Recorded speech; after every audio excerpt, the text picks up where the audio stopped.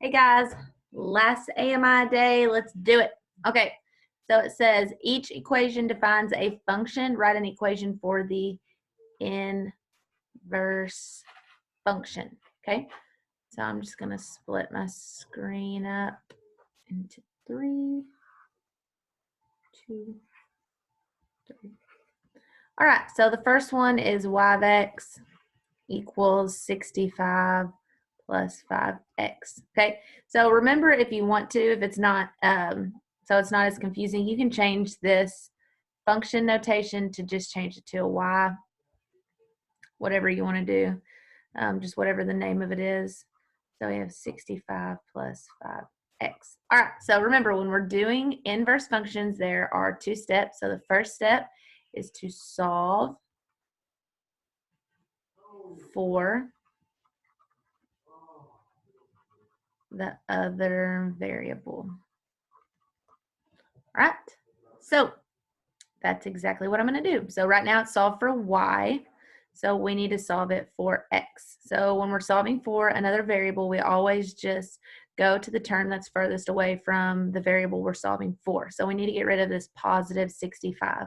So we're going to take it and we're going to subtract 65 from both sides. So those are going to cancel, and we're left with y. Whoa. Y minus 65 equals 5x.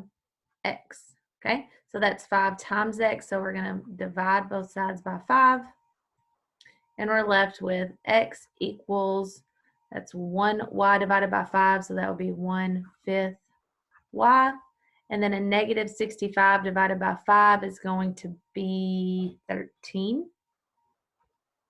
All right, and so we have x equals 1/5 y minus 13. Okay, so that's the first step that you do. You solve it for your other variable. The second step is you switch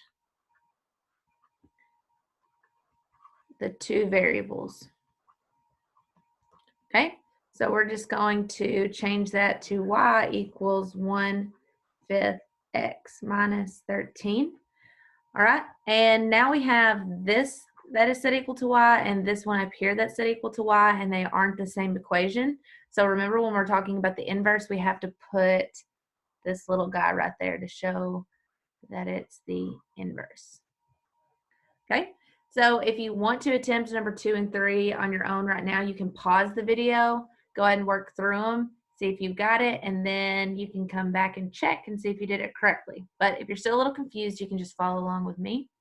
All right, so the next one, I'm just going to go ahead and change it now. I'm just going to have it f equals 3.5 minus 0.5 t.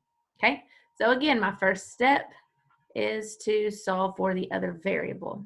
So I'm going to be solving it for t. So I start with my term that's farthest away. So I have a positive 3.5. So in order to move it, I need to subtract it.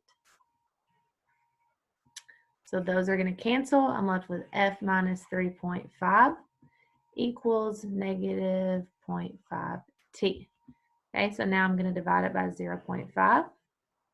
Divide by negative 0.5, I'm sorry. Those are going to cancel, and I have t equals, again, that's 1 divided by 0.5. So 1 divided by negative 0.5 is 2. So that's going to be 2f. That's a negative 3.5 divided by a negative 0.5. So that's going to be a positive 7. Okay? So just in case you didn't get what I just did, I did t equals 1 divided by a negative 0.5 minus 3.5 divided by negative 0.5, because all of this is getting divided by negative 0.5. Okay, so 1 divided by negative 0.5 is 2, and a negative 3.5 divided by a negative 0.5 is 7. Okay, so that's where I got all of that. Now, after you have solved it, for the other variable, you are going to then switch the 2 variables. Okay, so I'm just going to change this to f equals 2t plus 7. okay? And since I can't have two different equations that are both set equal to f, I have to show that this is the inverse by putting that little -1 up there. Okay? And the last one we are going to do, let me move my camera. All right, we are going to do p equals n divided by 3 minus 1.2. Okay, now we're not going to let that fraction scare us. It's still the same exact process. First thing we are going to do is solve for the other variable. So right now it's solved for p, so we're going to solve it for n. So I'm going to start with the term farthest away. So I have a -1.2, so in order to get it to the other side, I'm going to add 1.2. Those cancel. I have p plus 1.2 equals n divided by 3. So again, I'm trying to get that n by itself. So that's n divided by 3. How do I get rid of the divided by 3? Well, what is the inverse of divided by 3? You would multiply by 3. Okay, so if I do it to one side, I have to do it to the other side.